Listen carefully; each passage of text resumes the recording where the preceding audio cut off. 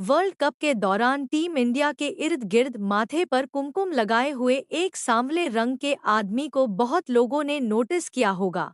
पर आम सी शक्ल और कद काठी के इस इंसान को देखकर कोई अंदाजा भी नहीं लगा सकता कि विराट कोहली जैसा खिलाड़ी इनको अपनी कामयाबी की वजह बताता है।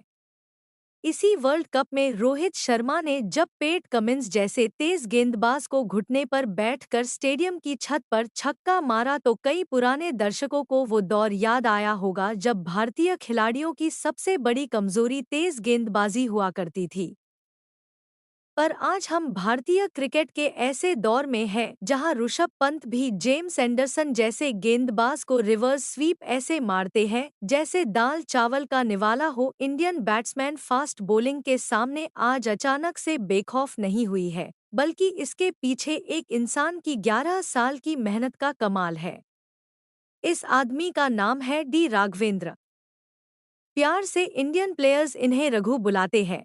कर्नाटक के उत्तर कन्नड़ा जिले के रघु भी करोड़ों भारतीयों की तरह एक क्रिकेटर बनना चाहते थे और करोड़ों भारतीयों की तरह उनके पिता को भी क्रिकेट बर्बादी का शौक लगता था। एक दिन ऐसे ही गुस्से में रघु के पिता ने लास्ट वार्निंग दी क्रिकेट छोड़ने की। फिर एक बैग और जेब में 21 रुपए लेकर रघु घर से निकल गए।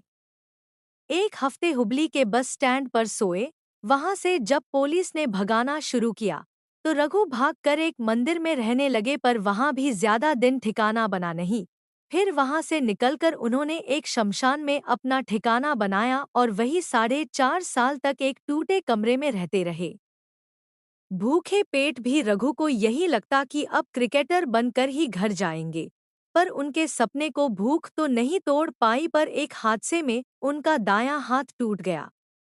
बॉलिंग का सपना चकनाचूर होने के बावजूद भी रघु घर नहीं लौटे, क्योंकि उन्हें अपने सपने, अपने प्यार क्रिकेट के ही आसपास रहना था, चाहे जिस रूप में रहे।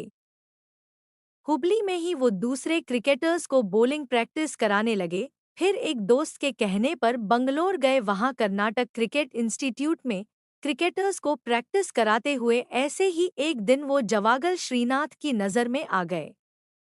वहां से कर्नाटक रणजी टीम का हिस्सा बने और फिर चिन्नास्वामी में नेशनल क्रिकेट एकेडमी में बिना किसी तनख्वाह के 3-4 साल काम करते रहे। एनसीए में ही उन्होंने कोचिंग का कोर्स पूरा किया और वहां आने वाले इंडियन क्रिकेटर को प्रैक्टिस कराने लगे। फिर उन पर सचिन की नज़र पड़ी।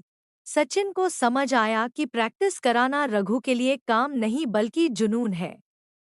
वहां से 2011 में वो भारतीय क्रिकेट के स्टाफ का हिस्सा बन गए।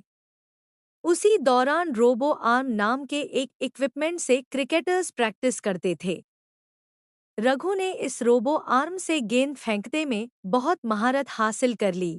धीरे धीरे रघु की एक्यूरेसी इतनी सटीक होती चली गई कि उनकी गेंद 155 की रफ्तार से किसी इंटरनेशनल गेंदबाज की तरह प्रैक्टिस पिच पर गिरती थी।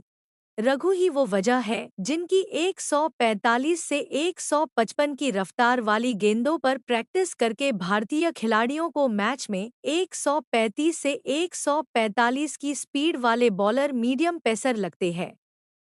रघु दुनिया के अकेले साइड आर्म बॉलर नहीं है, पर रघु दुनिया के सबसे पैशनेट और एक्यूरेट साइड आर्म बॉलर बन चुके हैं। साफ भाषा में कहे तो ये साइड आर्म बॉलिंग की दुनिया के बुमराह है। रघु प्रैक्टिस पिच पर भी ऐसे ही गेंद फेंकते हैं जैसे वो अपना बचपन का सपना जी रहे हैं।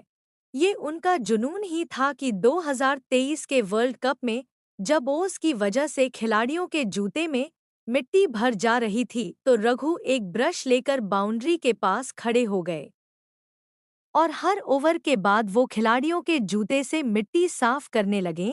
रघु से इंसान ये सीख सकता है कि सपने कभी नहीं टूटते, बस सपने को पूरा करने का एक रास्ता बंद होता है। पर अगर सच में आप अपने सपने से प्यार करते हैं तो उसे पूरा करने का कोई ना कोई रास्ता आप निकाल ही लेंगे। Well done Raghu, best of luck.